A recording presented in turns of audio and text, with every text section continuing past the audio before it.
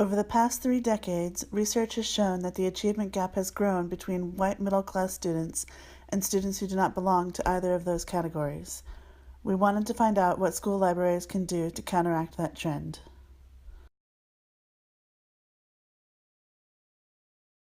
Educational inequality is probably more than anything else the fundamental root of broader inequality.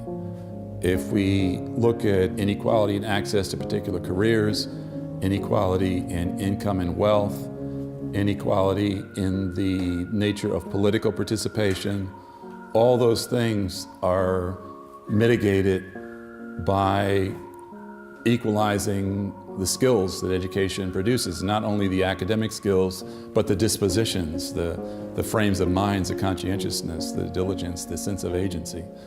And so I think there is nothing more important we could do to produce the type of society we want than to raise outcomes in the field of education so that knowing somebody's race or ethnicity tells you nothing at all about what their test scores or grades or occupation might be.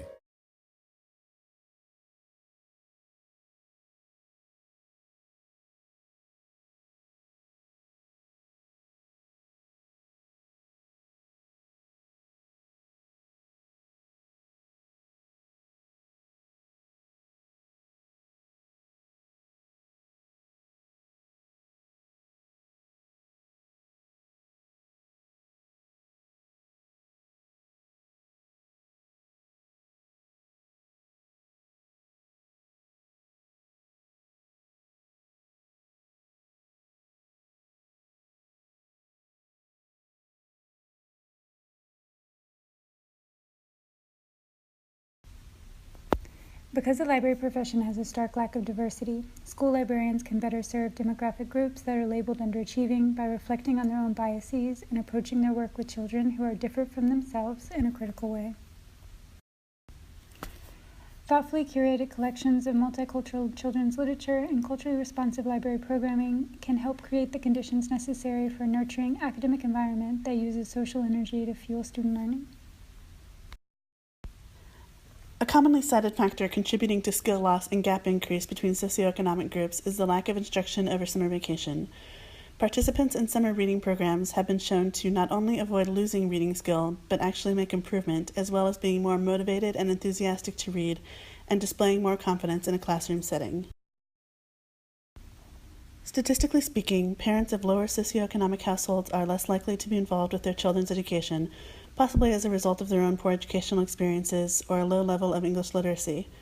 School librarians can do more to get them involved by opening two-way communication, actively involving parents in decisions, creating a spirit of shared responsibility and commitment on both sides to continuous and sustained involvement.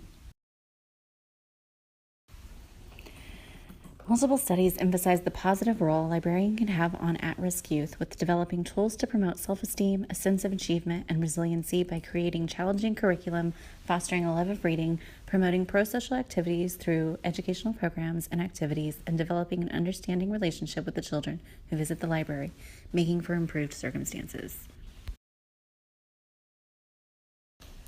Multiple studies conclude that adding more funding to low-income libraries alone will not solve literacy inequity that develops at an early age among children from different social statuses, but that a combination of highly trained librarians who are heavily involved in educational development efforts, guidance and mentorship, and additional resources directed specifically towards improving low-income children's education at an early age is what will have the most effect on bridging the disparity between communities.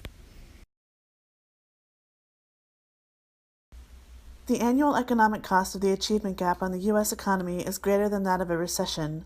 These early indicators in school performance have been linked to increased risk factors throughout a lifetime for incarceration, poor health, and lower overall earnings. Equalizing opportunity and education could add $10 trillion to the GDP by 2050 and give millions of children the tools to achieve their ambitions. It's our generational responsibility to work on it, no matter whether we're optimistic or pessimistic.